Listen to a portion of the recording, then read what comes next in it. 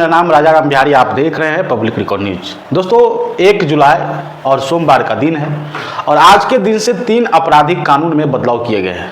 इस कानून को लेकर के विपक्ष विरोध कर रहे हैं। वो कानून उस समय पास हुआ था जिस समय 140 सांसद राज्यसभा और लोकसभा से निलंबित किए गए थे, यानी बिना विपक्ष का जो है इस कानून को पारित किया गया था और 1 जुलाई से लागू भी कर दिया गया है। क्या है 3 नए आपराधिक कानून, उसके बारे में हम बात करेंगे, समझाएंगे। और क्या अब जो है केस करना जो है वो कितना आसान हो गया है, क्या इस कानून से पुलिस को कितना शक्ति मिल गया है, क्योंकि विपक्ष जो है विरोध कर रहे हैं और विरोध इसलिए कर रहे हैं जो BSA ये जो कानून है उसके बारे में हम आज बात करेंगे। यानी इस प्रकार के कानून से विपक्ष क्यों विरोध कर रहे हैं, यानी गैर विपक्षी राज्य यानी तमिलनाडु और ममता बनर्जी के बंगाल। ममता बनर्जी भी इस कानून का विरोध किया है, तमिलनाडु का प्रवक्ता सरकार जो इस कानून का विरोध कर रहे हैं। ये कानून अंग्रेजी में लाना था लेकिन इसको हिंदी में किया गया है। और क्या है ये कानून, उसके बारे में हम आज जानने का प्रयास करेंगे और आपको भी बताएंगे कि अगर आप अगली बार से जो आप केस करेंगे तो आपके लिए क्या रूल होगा। आप अगर जो सजा याफ्ता है वो सजा याफ्ता में कितना कम हुआ है, सारी चीज़ें आपको एक एक करके हम आपको बताते हैं। तो 3 आपराधिक कानून विपक्ष का विरोध भी है और इसका क्या है पूरा हम आपको बताते हैं। जरा सा इसको देखिए। इनमें जुर्म IPC और भारतीय न्याय संहिता नया कानून, यानी जब ये पहले जो था ये था IPC की धारा, और IPC की धारा 124 देशद्रोह के लिए था। गैर कानूनी सभा धारा 144, IPC धारा 144 था। हत्या में IPC धारा 302, दुष्कर्म में IPC धारा 376, मानहानि में IPC धारा 399 और ठगी में IPC धारा 420। यानी इस प्रकार का कानून IPC धारा में पहले था, लेकिन अब जो है वो बदल गया है और ये भारतीय न्याय संहिता यानी BNS, ठीक है, ये है। और नया कानून क्या कहता है, अगर देशद्रोह का धारा रहेगा तो आपको एक धारा 152 लगेंगे। अगर गैर कानूनी सभा धारा कितना हो जाएगा 189, और हत्या में धारा कितना हो जाएगा 101, दुष्कर्म में धारा क्या हो जाएगा 63, और मानहानि में धारा क्या हो जाएगा 356, और ठगी में क्या धारा हो जाएगा 316। तो इस प्रकार के नए धारे आप लगा सकते हैं या आपके ऊपर लग सकता है। अगर आप इस घटना के क्रम में आते हैं तो आपके ऊपर ये धारा सब लग जाएगा। आगे क्या है, आगे महिलाओं के लिए क्या कहा गया है उसके बारे में जरा सा देख लेते हैं। यहाँ पे महिलाओं के लिए कहा गया है 1 जुलाई 2024 से लागू नए कानून में बच्चों के अधिकारों का रक्षा, यानी जिस लड़कियों के साथ रेप हो जाता है, जिस लड़कियों के साथ छेड़खानी किया जाता है, 18 वर्ष से कम आयु पीड़ित को बच्चे की श्रेणी में रखा गया है। नाबालिग की खरीद फरोख्त अब 14 वर्ष तक की सजा होता है, यानी जो भी व्यक्ति लड़कियों का खरीद बिक्री करता है उसके लिए 14 साल का सजा होगा, 14 साल। बच्चों से अपराध करवाना या आपराधिक कृत्य में शामिल करना अब होगा एक दंडनीय अपराध, यानी अगर आप बच्चों से कोई भी अपराध करवाते हैं या उस अपराध कृत्य में उसे शामिल करते हैं तो जो भी व्यक्ति होगा उसके लिए एक दंडनीय अपराध मांगा जाएगा। यानी हम आपको बताए थे 3 BNS और B, यानी यहाँ पर बता देते हैं, यहाँ पे देख लीजिए, हम यहाँ पर बता देते हैं BNSS, यानी इसका मतलब हो गया भारतीय, लिख दीजिए भारतीय हो गया। इसके बाद नागरिकता हो गया। सुरक्षा,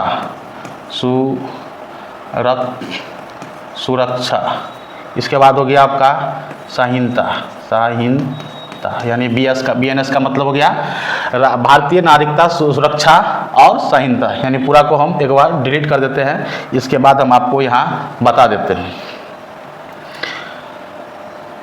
पहला BNSS, इसका मतलब हो गया भारतीय, इसका मतलब हो गया नागरिकता, इसका मतलब हो गया सुरक्षा, इसका मतलब हो गया संहिता। अगर इसी में आप दूसरा अगर बताए, दूसरा BSA का मतलब हो गया भारतीय सुरक्षा और हो गया ये अधिनियम, यानी यहाँ पे लिख देते हैं BHART, भारतीय सुरक्षा और अधिनियम। अधिनियम, ठीक है, इसको भी आप समझिए। तीसरा है BSS, ये हो गया भारतीय सुरक्षा और संहिता,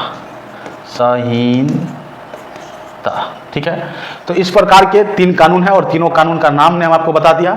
अगले है जो महिलाओं के लिए क्या है, 1 जुलाई 2024 से लागू नए कानून महिलाओं सुरक्षा संबंधी प्रावधान, यानी महिला के साथ शादी, रोजगार, प्रोन्नति का झूठा वादा या पहचान छिपाकर संभोग करने पर 10 साल की कैदी और जुर्माने का प्रावधान है। अगर आप किसी महिला के साथ, जो महिला किसी ऑफिस में कार्यरत है, जो महिला किसी सरकारी में कार्यरत है, उस महिला के साथ अगर अपना कुछ बड़ा जाल में फंसाते हैं, यानी किसी महिला को प्रलोभन देकर के अपने जाल में फंसाते हैं, या उसके साथ आप गंदा कुकृत्य करते हैं, या उस महिला के साथ किसी भी प्रकार के अगर ठगी करते हैं, उसके साथ अगर दुर्व्यवहार करते हैं, उसके साथ अगर आप गंदे प्रकार की तरह से बात करते हैं, तो आपको कम से कम जो है 10 साल की सजा और जुर्माना का भी प्रावधान किया गया है।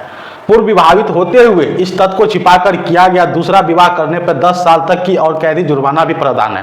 अगर आप शादी है और किसी लड़की के साथ अपने विवाह का जो पूर्व में जो विवाह किए थे उसको अगर छुपा करके फिर से अगर शादी करते हैं, तो इस प्रकार के भी घटना में भी आपको जो है कम से कम 10 साल की सजा होने वाला है।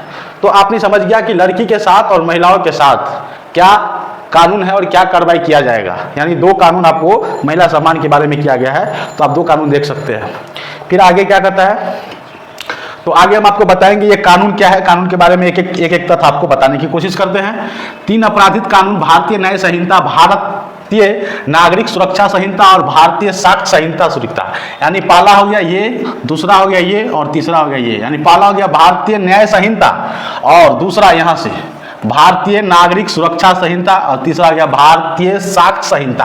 यानी हम आपको पिछले BNS के मतलब बताए, यहाँ पे इसका मतलब समझ लीजिए आप BNS, ठीक है, और इसका मतलब आप समझ लीजिए B हो गया, N हो गया, SS हो गया। यानी B से भारतीय, N से नागरिकता, S से सुरक्षा और S से संहिता।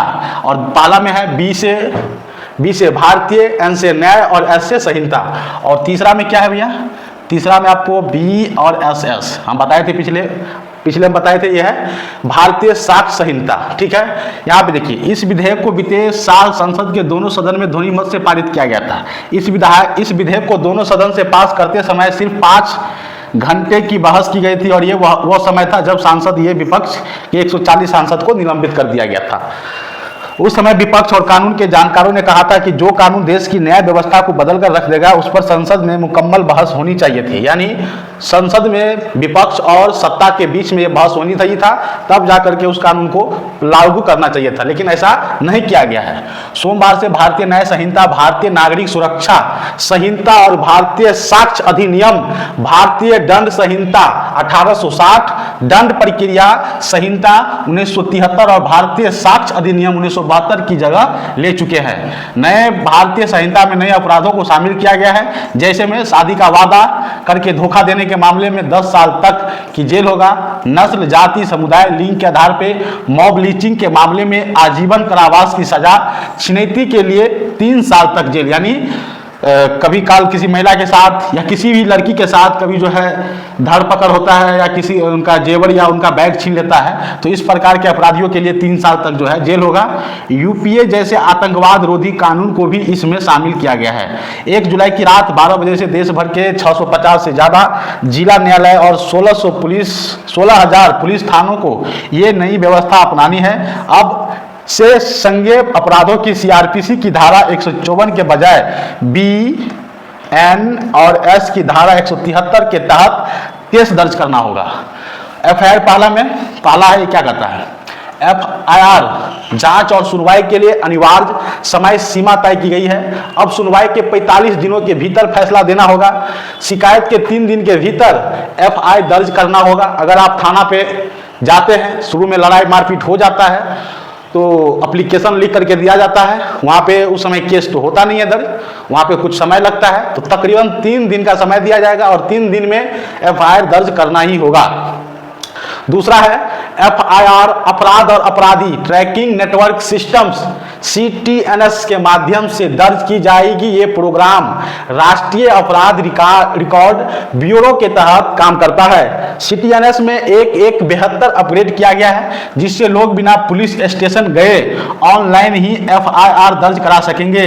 0 FIR किसी भी पुलिस स्टेशन में दर्ज हो सकेगी, चाहे अपराध उस थाने के अधिकार क्षेत्र में आता हो या ना हो। अगर आप किसी दूसरे जगह गए और वहां आपका लड़ाई हो गया तो आपका थाना उस अंतर्गत आता या नहीं आता है, उसके बावजूद भी जो है आप केस दर्ज करा सकते हैं। और ये केस अब जो है कोई भी व्यक्ति वो ऑनलाइन ही करेगा, उनको थाने जाने की जरूरत नहीं है। आप ऑनलाइन कीजिएगा, थाना पे केस जाएगा, ऑनलाइन चेक होगा और वहां से आपको जो भी ऑफिसर होगा, जो भी दरोगा होगा, वो आपको कॉल करेंगे, फिर आपको पूछताछ के लिए बुलाएंगे या तो आपके घर पे पूछताछ के लिए पुलिस खुद ही पहुंचेंगे और वहां उस घटना को जो है कहीं ना कहीं पता करेंगे, कहीं ना कहीं इस चीज को देखेंगे। तो इस प्रकार की जो कानून है अब से लागू हो गया है। दूसरा है, पहले केवल 15 दिन पुलिस रिमांड दी जाती थी, लेकिन अब 60 या 90 दिन तक दी जा सकती है। केस ट्रायल शुरू होने से पहले इतनी लंबी पुलिस रिमांड को लेकर कानून की जानकार चिंता जता रहे हैं। यानी पहले जो पुलिस अगर किसी अपराधी को या किसी भी व्यक्ति पर जो आरोप लगता था, अगर वो पकड़ाते थे उसे 15 दिन ही तक रिमांड लिया जाता था। लेकिन अब क्या कर दिया है, यानी 60 से 90 दिन, यानी 2 से 3 महीना आपको पुलिस ट्रायल के रिमांड पे रखा जाएगा और आपसे पूछताछ की जाएगी। लेकिन इससे जो है लोग कहीं ना कहीं चिंता है और विपक्ष भी इसीलिए चिंता है कि किसी भी व्यक्ति को अगर आप 3 महीना जेल में ट्रायल पे ही रखते हैं, फिर उसे कब सजा मिलेगी, कब कोर्ट में बहस होगी, तो ये सारे प्रणाली के दौरान जो है ये इसलिए विपक्ष भी जो है कहीं ना कहीं इसको मुद्दा बना करके इसका विरोध कर रहे हैं। तो इस प्रकार से कई लोग को समस्या भी हो सकती है और कई लोगों के लिए जो है अच्छा भी है। तो इस प्रकार का काम है। फिर दूसरा क्या है, तो दूसरा इधर देखिए, पहले केवल 15 दिन, यहाँ तो बता दिए हैं आपको। यहाँ पर देखिए, भारत की संप्रभुता एक और अखंडता को खतरे में डालने वाली हरकतों को एक नए अपराध की श्रेणी में डाला गया है। तकनीकी के रूप से राजद्रोह को IPC से हटा दिया गया है, जिस पर सुप्रीम कोर्ट ने भी रोक लगा दी थी। यह नया प्रावधान जोड़ा गया है। इसमें किस तरह की सजा दी जा सकती है, इसकी विस्तृत परिभाषा दी गई है। आतंकवादी कृत्य जो पहले गैरकानूनी गतिविधियां रोकथाम अधिनियम जैसे विशेष कानून का हिस्सा थे, इसे अब भारतीय न्याय संहिता में शामिल किया गया है। इसी तरह पॉकेटमारी जैसे छोटे संगठित अपराधों समेत संगठित अपराध में 3 साल की सजा का प्रावधान है। इससे पहले राज्य के पास इससे लेकर अलग अलग कानून थे, यानी राज्यों के पास अलग अलग कानून थे, लेकिन अब हर एक राज्य में जो है पॉकेटमार छीन झपट के लिए उन अपराधियों को 3 साल तक का सजा दिया जाएगा। शादी का झूठा वादा करके सेक्स को विशेष रूप से अपराध के रूप में पेश किया गया है। इसके लिए 10 साल तक की सजा होगी। यानी आजकल में क्या होता है कि किसी लड़की किसी के प्यार में किसी से प्यार हो जाता है और ये प्यार आजकल हवस का ज्यादा प्यार होता है और अच्छाई में जो है दिल से प्यार वो कम होता है। तो इसके लिए भी एक कानून लाया गया है। जो भी व्यक्ति किसी भी लड़की के साथ उसको झांसा में दे करके या उसको किसी तरह से बहला फुसला करके अगर उस लड़की के साथ सेक्स करता है, अगर उनके जीवन उनके साथ गंदे काम करते हैं, तो उस पर जो है 10 साल की सजा की जाएगी अगर वो शादी नहीं करता है। तो इस प्रकार के जो है कानून लाया गया है। कुछ कुछ कानून ठीक है। यहाँ पे देखिए, वह विचार और धारा 377 जिसका इस्तेमाल समलैंगिक यौन संबंध पे मुकदमा चलाने के लिए किया जाता था, इसे अब हटा दिया गया है। कर्नाटक सरकार ने इस पर आपत्ति जताई है।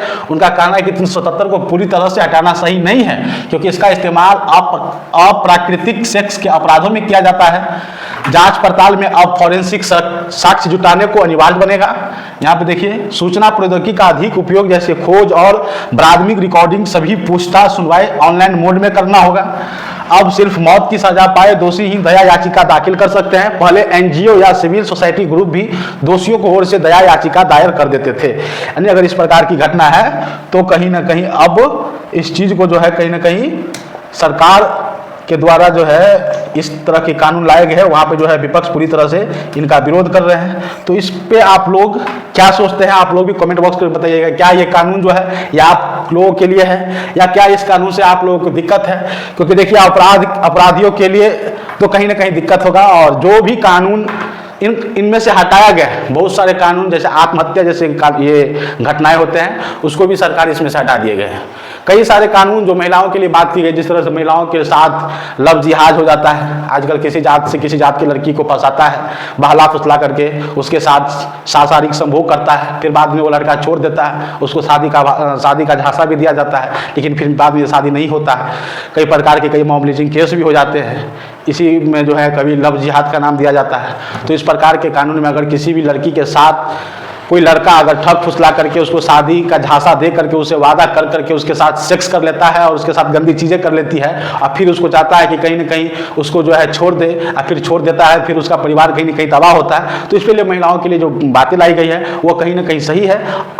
और जो भी कानून में संशोधन किया गया है, जैसे 15 दिन की पहले ट्रायल था वो अब 60 से 90 दिन कर दिया गया, यानी 2 से 3 महीना कर दिया गया। कहीं ना कहीं ये चीज़ गलत है। ऑनलाइन जो प्रोसेस है वो प्रोसेस कहीं ना कहीं सही है, और जो थाने पे जा करके कहीं ना कहीं वहाँ पे पुलिस केस नहीं लेता है, तो वो चीज़ ठीक किया गया है। जहाँ पे पुलिस जो है कहीं ना कहीं जब थाने पे जाते हैं तो वहाँ पे केस लेने से मना करता है, और मना करने के बाद ये चार्ज करता है कि भैया 10,000 20,000 जो भी होता है केस में, वो पुलिस अपने हिसाब से चार्ज करता है, और वहाँ से जो भी केस करने लोग जाते हैं उसे पैसा लिया जाता है।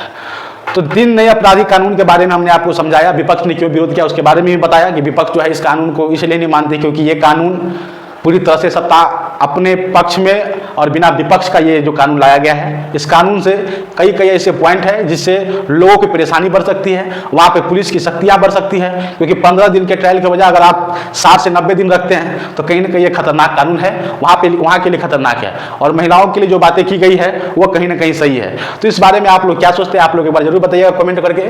इस वीडियो को शेयर कीजिए, चैनल को सब्सक्राइब कीजिए। बहुत बहुत धन्यवाद।